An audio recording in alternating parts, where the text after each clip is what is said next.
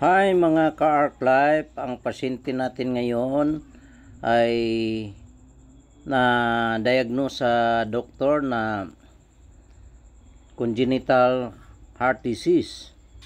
Pero nagtataka ang mga magulang kasi bakit may congenital 11 years old na. Congenital mula pas pagkabata. May butas na ang heart. Then nagpa-check up sa akin, gi-check up ko sa pulso, nakita natin na ang dami palang pilay. Sila ang pamilyang scoliosis. Ang apektado niya, heart and lungs, kaya apektado siya sa paghinga. Kaya yung tingnan nyo ang liig niya sa kanyang liig, humahaba yun, parang nag-chin out. Yun ang spinal column umangat sa taas.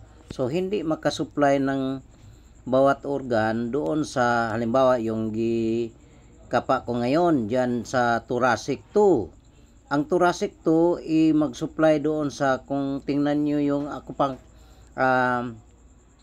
chiropractic charts, diyan yan nag-supply sa puso.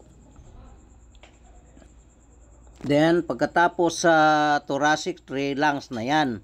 Magkapit-bahay yun sila. Yung thoracic 2, including the valve uncovering coronary arteries, yun ang mga symptoms, functional heart condition, uncertain chest condition. Yan ang naramdaman niya. Kaya, pinahanda siya ng 1 million, 1M para operahan. Kaya naghanap sila ng alternative para matulungan yung kanang anak. Unang session pa lang, within 30 minutes, nakita ng kaginawaan sa anak. Kasi sabi niya, ang mga kasamahan daw niya na walang sakit, talo pa daw niya sa mga laro. So, ibig sabihin, magandang kondisyon yung puso niya. Pero dahil sa daming pilay niya sa likod, kumukuba siya. Kaya tingnan mo yung kabataan ngayon, nakaupo, nakayuko, nagdala ng cellphone. Kaya tingnan nyo, nagkasakit sila sa likod. Likod lang muna yan ha. Pero kung mag-twist na talaga yung spinal column sa likod o sa balakang, ang daming organ na apektado niyan.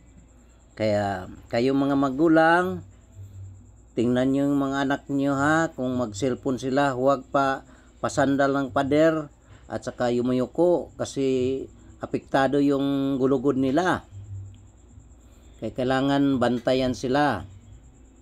So ngayon, sa unang kwan pa lang, nagsabi ng ang ating pasyente na guminhawa na daw siya, wala nang naramdaman. Pinadyangin ko na ngayon, wala na siyang naramdaman.